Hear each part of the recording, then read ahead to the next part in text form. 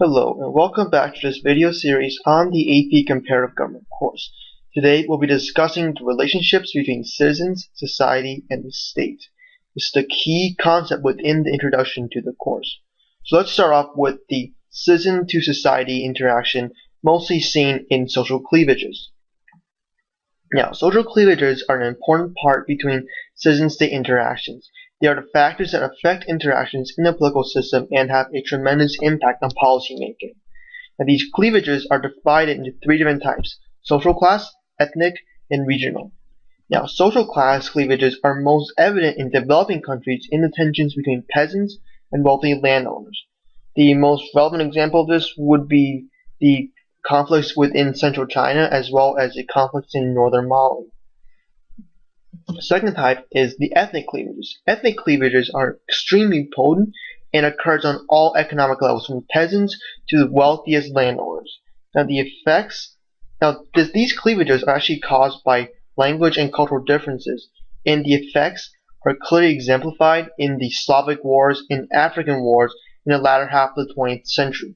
Basically, ethnic cleavages cause drastic tensions within the country by separating the people by ethnicity, leading to internal conflict and eventually fragmentation of the country. The third type is regional. Now, regional cleavages occur where different geographical regions have different attitudes and political values. This leads to increased competition for government resources. The modern day examples are the secession of Biafra from Nigeria and the civil war within Nigeria as a direct result of regional cleavages. Now, social cleavages as a whole can be divided into two different categories. The first is coinciding. Now, coinciding cleavages, meaning that the same exact groups will oppose each other on every single issue. Cross-cutting, on the other hand, means that groups who could be allies on one issue could as easily be opponents on a separate issue. Basically, coinciding is clear-cut lines, while cross-cutting is a really muddled up alliance opposition system.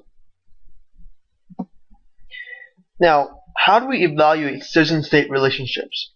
There are 6 different ways we can do this. The first is attitudes and beliefs. Now, the way we measure attitudes and beliefs is through political efficacy. Political efficacy is the degree to which citizens understand and can influence political policy. Now, a high level of political efficacy means that a government takes the citizens' input seriously and that the citizens' input actually has an impact on the government. A low level of efficacy, on the other hand, means that the citizens are either very ignorant of political policy or the government simply does not care about what the citizens think within the state itself. The second way we measure citizen-state relationships is through political socialization. Now, political socialization is how citizens learn about the political process. This can be split into 3 different levels. Now, at the deepest level, the people identify and bond to common identities and beliefs within the state. At the medium level, people actually develop their own opinions regarding their country's politics. And at the most superficial level, people simply see and hear about current events and controversial political topics. So take the United States, for example. The deepest level would be bonding to the American identity. Now, the medium level would be joining or supporting political parties or interest groups. And the superficial level would be watching the daily news. The third way we evaluate this relationship is through the types of political participation. Now, in authoritarian regimes, citizens commonly interact through government-sponsored activities that stress heavy obedience, and common examples of this are obeying laws, following orders, paying taxes. While in democracies, citizens play a much more active role through activities such as voting, contributing to political campaigns, or joining political parties. Now, the fourth method is the voting behavior of the citizens. The fifth method is the factors that influence political beliefs and behaviors, namely social cleavages, which we have just discussed. And the final method is transparency. Now, transparency is the level to which governments operate openly by keeping citizens informed. So low levels are actually commonly associated with authoritarian regimes because they don't trust the people. On the other hand, the high level of transparency is directly correlated to democratic regimes. Aside from the correlation to regimes, there's also a correlation to corruption. The level of transparency is inversely correlated with the level of corruption. If there's a low level of transparency, there will be a high level of corruption, such as in countries like in China and Russia. In countries with high level of transparency, there will be a low amount of corruption, such as in Great Britain. Now let's move on to the relationship between citizens and society as a whole. Now, basically, how citizens react with society is most commonly through a social movement. Now, the social movement is a collective activity, are organized collective activities that try to bring about fundamental change in society as a whole. Now, usually this occurs through influencing political leaders, and common day examples are the civil rights movement and the ending of the apartheid in South Africa. Now, in many cases, social movements don't actually succeed, such as the rebellion in Budapest in the late 1950s. However, even if they fail, they still drastically influence political opinion within the region. A common example of this influence would be the pre-American Civil War abolitionist movement, which, even though failed, drastically changed northern and southern political opinion and helped fragment the country leading to the Civil War. Now, the final thing we'll discuss today is the idea of a civil society. Now, civil societies are voluntary organizations that go beyond the state level that help citizens advance their interests. They can represent class, religion, or ethnic interest. Now, on the state level itself, though, civil societies actually checks the power of the state and stops tyranny of the majority. Basically, civil society keeps the checks and balance on the idea of the perfect utilitarian regime. This is actually most applicable in democracies as a whole. Now, within the early 21st century, civil societies have actually moved beyond regional and state levels towards actually a global civil society.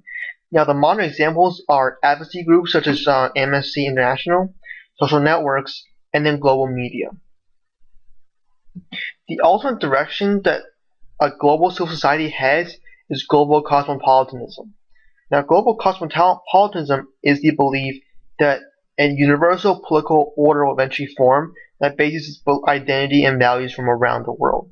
So essentially, this idea will be the ultimate version of the United Nations, where the United Nations gain all the power around the world, and its beliefs and its identity is formed from every single constituent. Now, the reaction to civil societies are actually quite different. While it's tolerated in democracies and actually celebrated in democracies, it is hated by authoritarian regimes because at the fundamental level, what the civil society does is it weakens weakens the state itself by keeping checks and balances on the state. So authoritarian regimes view civil societies as a major threat. However, despite any level of oppression, civil societies still will exist in any type of authoritarian regime. The best example would be the Soviet Union during the Cold War, where despite heavy religious oppression, the Russian Orthodox Church remained standing. Now, civil societies actually have a bit of an issue within developing nations. This can be clearly seen in the fact that because there's a high level of corruption and less response from the citizens, civil societies are dramatically weaker, and their hold on society itself is to a much lesser degree than it would be in a developed nation. So what makes civil societies? The cause of civil society is civil education of the people. And around the world, the one telltale factor that civil societies are growing and developing and strengthening is the increased involvement of women in non-governmental organizations, such as Amnesty International or civil welfare groups. So this concludes this episode of the Introduction to AP Comparative Government. Join us next time when we look at political and economic change. As always, if you have any questions or require any source material of any kind, please contact Cameron Devers, Lizzie Zudak, or Zach Zhao. Thank you and have a nice day.